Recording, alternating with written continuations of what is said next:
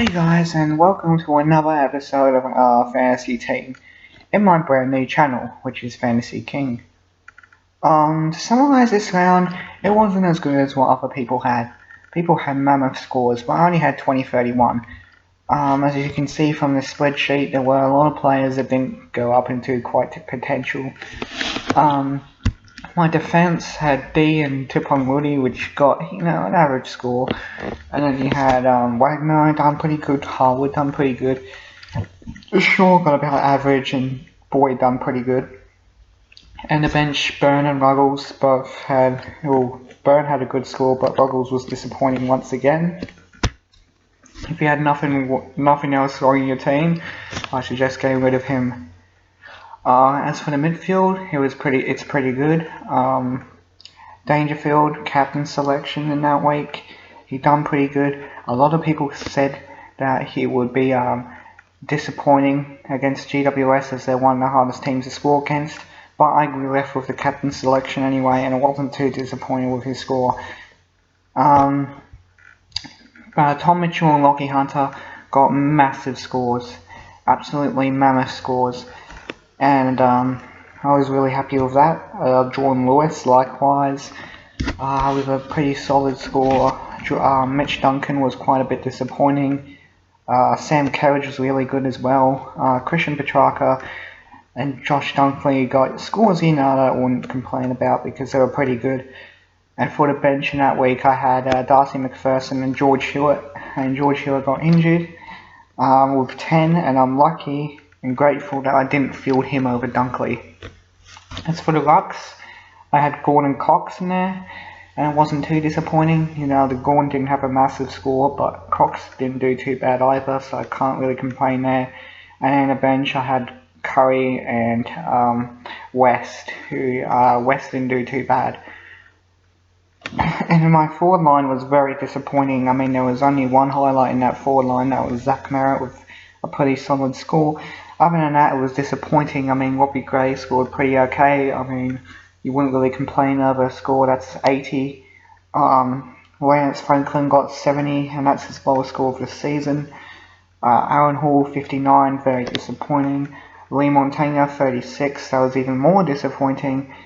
And, Dustin Martin, I think 58 he got, which is disappointing as well.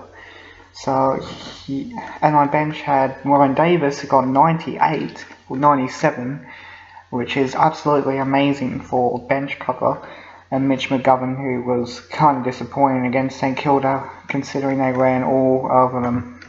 My +3 for this week is Lockie Hunter. His massive score just made me so impressed.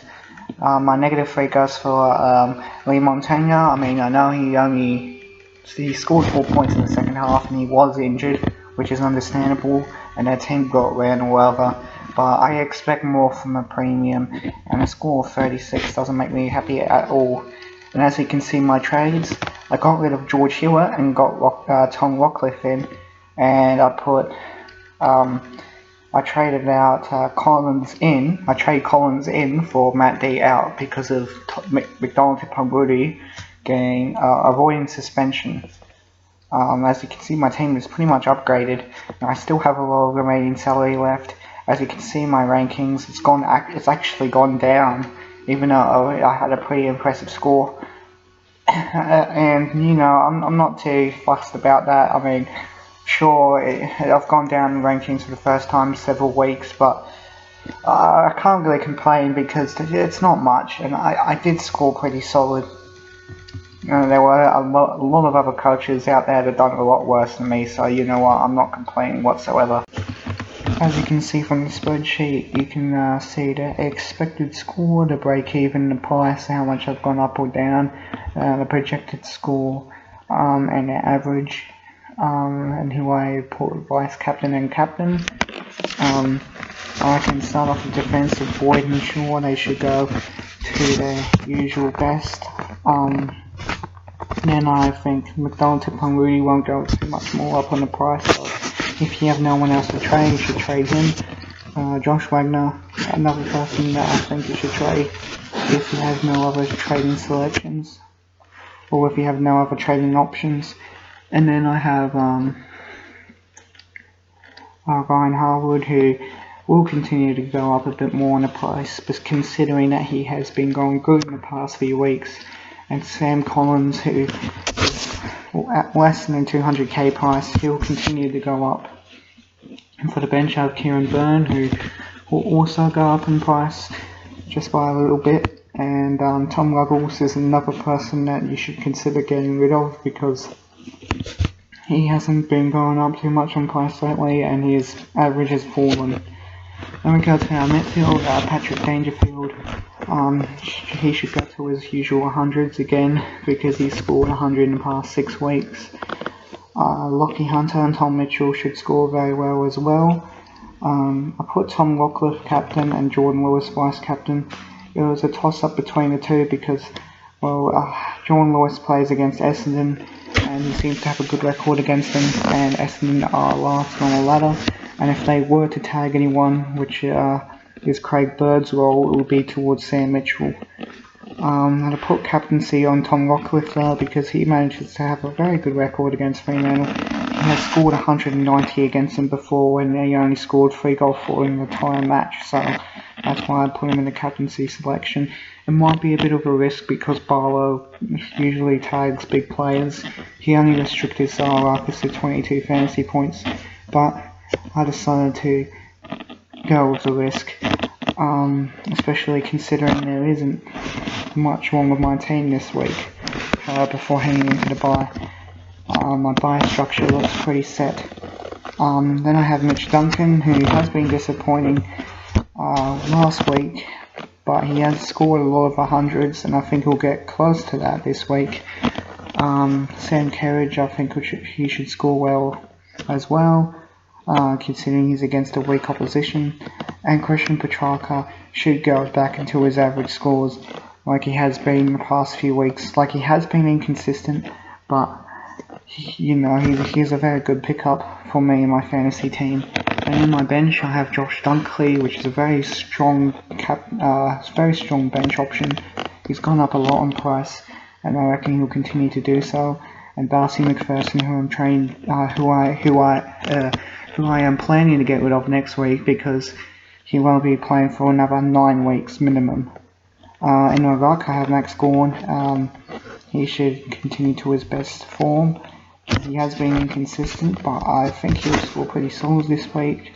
And Daniel Curry will score very high considering they're up against weak rucks in Richmond.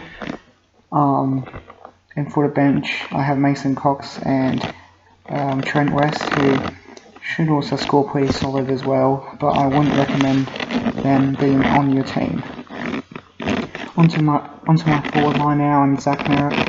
He should remain consistent. Lee Montaigne, I reckon he'll get another weak score. If not, he might not play at all because of his injury.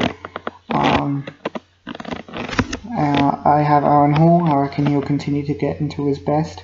I think that injury is almost completely gone now.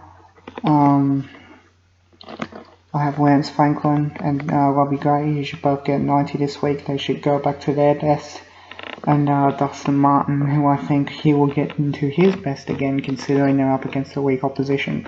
And he was my third selection for captain. And for the bench, I have Ryan Davis. He was he's been really good in the past 3 weeks with an average of 73. If Montaigne doesn't play, I should field him, and it wouldn't impact my score too much at all because Ryan Davis is in very good form. And Mitch McGovern, who, like I said, was very disappointing against St Kilda, should have got a high score considering they were all over them.